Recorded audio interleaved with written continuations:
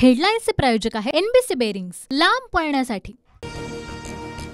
अमित शहांसोबत आज राज ठाकरेंची बैठक। मनसेला महायुतीत घेण्याच्या हालचालींना वेग। सूत्रांची माहिती, दक्षिण मुंबईतून बाळा नांदगावकरांना उमेदवारी मिळण्याची शक्यता।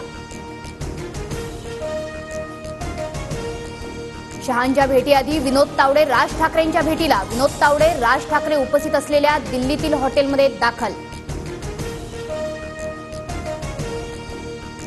राज ठाकरे महाराष्ट्राच्या हिताचा निर्णय घेतील। बाळा नांदगावकर खासदार झाले तर आम्हाला आनंदच, संदीप देशपांडेंची प्रतिक्रिया।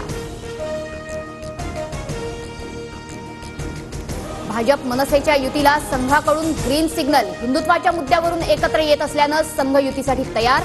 हिंदुत्ववादी विचारांच्या मतांचं विभाजन टाळण्याची संघाची भूमिका। सूत्रांची माहिती, मनसे जर इंडिया आघाडीत आली तर त्यांचा मानसन्मानच होईल। सुप्रिया सुळेंचं सूचक वक्तव्य। तर राज ठाकरे महायुतीत गेल्यास काहीही परिणाम होणार नाही, संजय राऊतांची प्रतिक्रिया।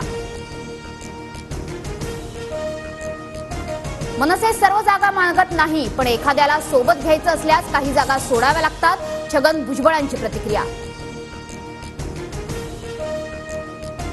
आव्हाड आणि राज ठाकरेंचा दिल्लीतील एकाच हॉटेलमध्ये मुक्काम। राज ठाकरे अमित शहांना भेटणार तर आव्हाड राष्ट्रवादीच्या सुनावणीसाठी दिल्लीत।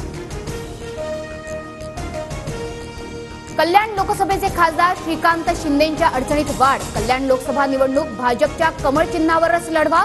भाजप पदाधिकाऱ्यांचं चंद्रशेखर बावनकुळेंना पत्र।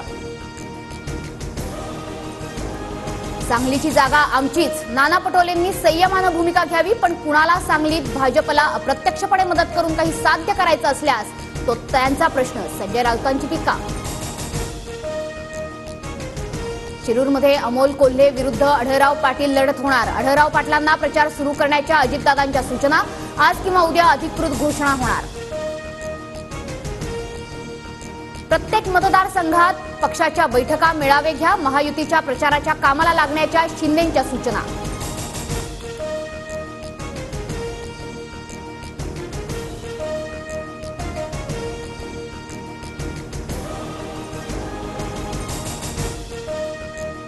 बिहारमध्ये लोकसभा निवडणुकीत जागा न मिळाल्यानं पशुपती पारस यांचा राजीनामा।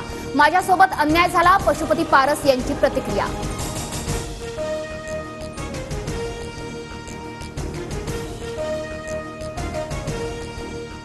हेडलाईन्सचे प्रायोजक आहे एनबीसी बेरिंग्स, लांब पळण्यासाठी।